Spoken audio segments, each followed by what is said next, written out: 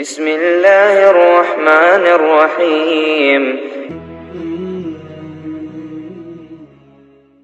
যদি আপনার মনে হয় যে দেয়ালে পিঠ ঠেকে গেছে, কেউ কিছু করতে পারছে না আপনার জন্য, আপনি পরিপূর্ণ ইয়াকিনের সাথে, দৃঢ় বিশ্বাসের সাথে এই 4টা আমল নিয়মিত করবেন।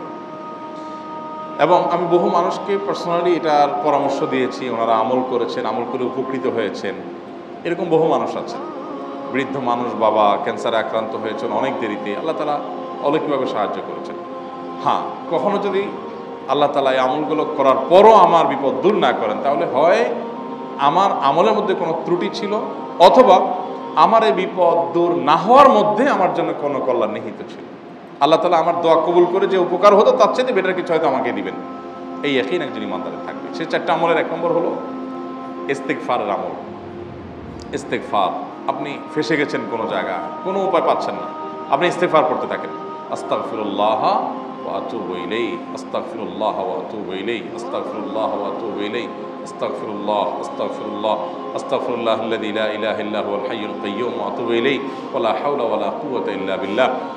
আল্লাহুম্মা আনতা রাব্বী লা ইলাহা ইল্লা আনতা খালাকতানি ওয়া আনা আবদুকা ওয়া আনা আলা আহদিকা ওয়া ওয়া'দিকা মাস্তাতা'তু আউযু বিকা মিন শাররি মা সানা'তু আবুউ লাকা বিনি'মাতিকা আলাইয়া ওয়া আবুউ লাকা বিযামবি ফাগফির লি ফাইন্নাহু লা ইয়াগফিরুয যুনুবা ইল্লা আনতা। সাইয়্যিদুল ইস্তিগফার। এভাবে যে কোনো ইস্তিগফার করতে থাকেন আপনি, বেশি বেশি করে আল্লাহর কাছে ইস্তিগফার, ক্ষমা প্রার্থনা করতে থাকেন, খুব বেশি। আপনার 2 ঠোঁটে অনবরত আপনি চাইতে থাকেন আল্লাহর কাছে ক্ষমা।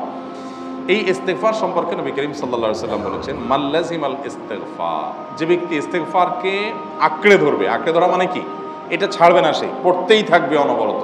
টয়লেটে যাওয়ার সময়টা, ঘুমের সময়টা, খাওয়ার সময়টা বাদে, অবসর নামাজের সময়টা বাদে, সারাক্ষণ সে ইস্তিগফার করবে। এরকম যদি কেউ করে, আল্লাহ রাব্বুল আলামিন জাআলাল্লাহু লাহু মিন কুল্লি হাম্মিন ফারাজা ওয়া মিন কুল্লি যায়কিন মাখরাজা, সকল পেরেশানি থেকে, সকল টেনশন থেকে বের হওয়ার পথ আল্লাহ তাআলা অলৌকিকভাবে তার জন্য আবিষ্কার করে দিবেন।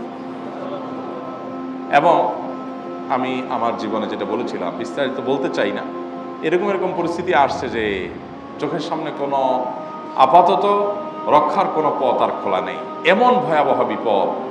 ইস্তিগফার করতে করতে এমনভাবে আল্লাহ তাআলা সাহায্য করেছেন যে এটা কল্পনা করলেও মনে হয় যে স্বপ্নের মতো। কিভাবে এখন এই লোক এই জায়গায় আসলো আমার সাহায্যের জন্য, এই লোক তো এটা আমি এই জায়গায় আসার কথা না, টিকুনি এসে হাজির হয়ে গেলেন এবং উপকারটা, আমার সমাধানটা হয়ে গেল সমস্যা। তো আলহামদুলিল্লাহ, বহুবার আমি পরীক্ষা করেছি, আর আমার পরীক্ষার 2 পয়সার দাম নাই। হাদিসে বলা আছে, গ্যারান্টি দেওয়া আছে, আমার পরীক্ষা করলেই কি না করলেই কি। তাহলে একটা আমল হলো কি, ইস্তিগফার। সব সময়ের জন্য এটা কন্টিনিউয়াস করবেন, আর এমনিও অবসর সময় ইস্তিগফার করবেন। আরবদের মধ্যে সৌন্দর্য আছে, তারা বিভিন্ন ডাক্তারের ওয়েটিং রুমে বা বিভিন্ন জায়গায় মানুষ যেখানে অপেক্ষা করে পাবলিক প্লেসগুলোতে লিখে রাখে ইস্তিগফার করুন। আপনার হাইওয়েগুলোর পাশে লেখা থাকে ইস্তিগফার করুন, এবং তারা আসলে একটু পরপর দেখা যায় ইস্তিগফার করে। ভালো মন্দ গুণ সবার মধ্যে আছে, তাদের এই ভালো গুণটা আছে, ইস্তিগফার বেশি বেশি করা। আমরা ইস্তিগফার সচরাচর এইভাবে অনবরত অবসর সময় করার অভ্যাস অনেকের মধ্যেই নাই। আমরা এটা চালু করবো ইনশাআল্লাহ। বিশেষ করে যখন কোনো সমস্যা হবে, তখন ইস্তিগফার চলতে থাকবে মুখে অনবরত।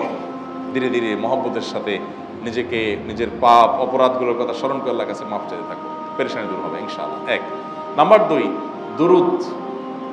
নবী করিম সাল্লাল্লাহু আলাইহি সাল্লামের প্রতি দুরুদ পাঠ করা, এটা যদি আপনি নিয়মিত করতে থাকেন মহব্বতের সাথে, আল্লাহুম্মা সাল্লি আলা মুহাম্মদ ওয়া আলা আলি মুহাম্মদ কামা সাল্লাইতা আলা ইব্রাহিম ওয়া আলা আলি ইব্রাহিম ইন্নাকা হামিদুম মাজিদ। আল্লাহুম্মা বারিক আলা মুহাম্মদ ওয়া আলা আলি মুহাম্মদ কামা বারাকতা আলা ইব্রাহিম ওয়া আলা আলি ইব্রাহিম ইন্নাকা হামিদুম মাজিদ। আপনি একবার ছোট দুরূদ যদি পড়েন, সাল্লাল্লাহু আলাইহি ওয়াসাল্লাম, সাল্লাল্লাহু আলাইহি ওয়াসাল্লাম, আল্লাহুম্মা সাল্লি আলা মুহাম্মদ ওয়া আলা আলি মুহাম্মদ, শুধু এইটুকু পড়েন। জাযাল্লাহু আন্না মুহাম্মাদাম মা হুয়া আহলু, শুধু এইটুকু পড়েন। আপনি এভাবে যেই কোনো দুরূদ নবী করিম সাল্লাল্লাহু আলাইহি ওয়াসাল্লামের প্রতি যদি পড়েন এবং করতে থাকেন অনবরত, ইস্তিগফারের পাশাপাশি দুরূদটা, দুরূদের ক্ষেত্রে নবী করিম সাল্লাল্লাহু আলাইহি ওয়াসাল্লাম বলেছেন যে এইটা তোমার জন্য যথেষ্ট হয়ে যাবে। তুমি যদি আল্লাহর কাছে আর কোনো দোয়া করতে না পারো, শুধু দুরূদটা পড়ো, তোমার সব পেয়ে যাবে, কিচ্ছু লাগবে না। এক সাহাবী বলছেন, রাসূলুল্লাহ, আমার দোয়ার মধ্যে দুরূদ কত % রাখবো? আমি তো আমার অনেক কিছু আল্লাহর কাছে চাইবো, দুরূদ মানে তো নবীজির জন্য দোয়া, মানে আমার জন্য তো আমি দোয়া করবো, আপনার জন্য দোয়া কত % করবো? 1/3, 1/4, তারপরে হাফ, এবার বিভিন্ন পার্সেন্টেজ বলছিলেন তিনি। নবী করিম সাল্লাল্লাহু আলাইহি ওয়াসাল্লাম বলেছেন যে হ্যাঁ, এর বেশি করতে পারলে আরো ভালো, আরো ভালো। তো ভদ্রলোক এর বেশি, ওই সাহাবী রাদিয়াল্লাহু তাআলা আনহু, তিনি এর বেশি বাড়াতে একটা পর্যায়ে বলছেন যে আমি সব দোয়া আপনার জন্য করি। নবী করিম সাল্লাল্লাহু আলাইহি ওয়াসাল্লাম বলেছেন তাহলে তোমার আর কোনো দোয়াই করতে হবে না, এর মধ্যে সব দোয়া চলে আসবে। কারণ আপনি যদি বলেন আল্লাহ আপনার নবীর প্রতি আপনি রহমত নাজিল করেন, আপনার নবীর প্রতি আপনি শান্তি নাজিল করেন, আপনি যেটা দোয়া করেন, তো আল্লাহকে আল্লাহর নবীর প্রতি আপনি রহমত নাজিল করতে বললে আল্লাহ তাআলা আপনার প্রতি রহমত নাজিল করবেন কি করবেন না? আপনি কাউকে খুশি করতে চান, কার কাছ থেকে কিছু আদায় করতে চান, তার ছেলেটারে যদি হাদিয়া তোহফা দেন, আদর যত্ন করেন, তো বাই ডিফল্ট অটোমেটিকলি ওই লোকের সিম্পেথি আপনার দিকে আসবে কি আসবে না? চোখ বন্ধ করে আসবে। তো আল্লাহর নবীর জন্য যখন আপনি দোয়া করবেন তখন আল্লাহ তাআলা আপনার মধ্যে রহমত নাজিল করবেনই, এটা নবী সাল্লাল্লাহু আলাইহি ওয়াসাল্লামের ওয়াদা। যেই কোনো পেরেশানি, তিনি আরো বলেছেন যদি কেউ দুরূদের আমল করে নিয়মিত, আল্লাহ রাব্বুল আলামিন তার সকল পেরেশানির জন্য যথেষ্ট করে দিবেন। এই আমলটাকে সবগুলো দূর করার জন্য যথেষ্ট হয়ে যাবে। এই দুরূদের আমলটা আমি দেখেছি সুবহানাল্লাহ গুলির মতো কাজ করে। আজকের ঘটনা, এক ভদ্রলোক সকালে একটা টেলিভিশন চ্যানেল, বেসরকারি চ্যানেলে প্রোগ্রাম শেষ করে নামছিলাম লিফটে, তো উপস্থাপক উনি বলছিলেন যে ভাই মানে দুরূদের আমল পড়ে আমি কিছুদিন আগে একটা ইয়াতে মানে এমন একটা অবস্থা যে এইটা থেকে বের হওয়ার কোনো পথ আর নাই, শুরু করলাম দুরূদ অনবরত, এরপরে আল্লাহ তাআলা আমাকে এমনভাবে উদ্ধার করলেন আমি কল্পনা করতে পারি।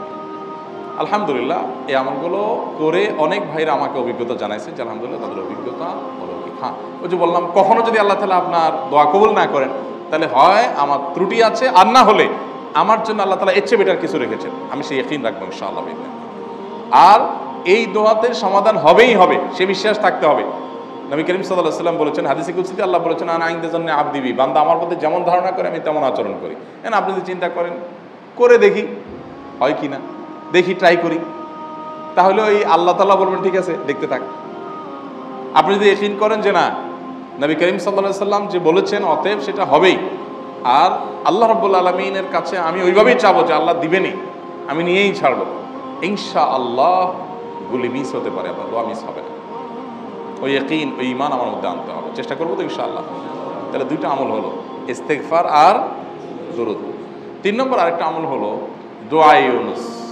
দোয়া ইউনুস, লা ইলাহা ইল্লা আন্ত সুবহানাক ইন্নী কুনতু মিনাজ জালিমিন। বেশি বেশি পড়তে থাকবেন, যখন বিপদে পড়বেন ইস্তেগফার আর দুরূদ পড়বেন সবচেয়ে বেশি, আর মাঝে মধ্যে দোয়া ইউনুস, লা ইলাহা ইল্লা আন্ত সুবহানাকা ইন্নী কুনতু মিনাজ জালিমিন। আল্লাহ সুবহানাহু ওয়া তাআলা কোরআনে কারীমে এই দোয়ার পরে বলেছেন ওয়া কাযালিকা নুনজিল মুমিনিন। এই দোয়া পাঠ করার মাধ্যমে ইউনুস আলাইহিস সালামকে পৃথিবীর ইতিহাসের সবচেয়ে অলৌকিক ঘটনা, সকল সায়েন্স, সকল আপনার বিজ্ঞানের তত্ত্ব সবগুলোকে আপনার সবগুলোর বিপরীতে বা সবগুলোকে আপনার ভুল প্রমাণ করে দিয়ে ওই জায়গাটার জন্য আল্লাহ তাআলা ইউনুস আলাইহিসকে মাছের পেটে ঢোকার পর সেখান থেকে আবার জীবিত রেখে বের করেছেন।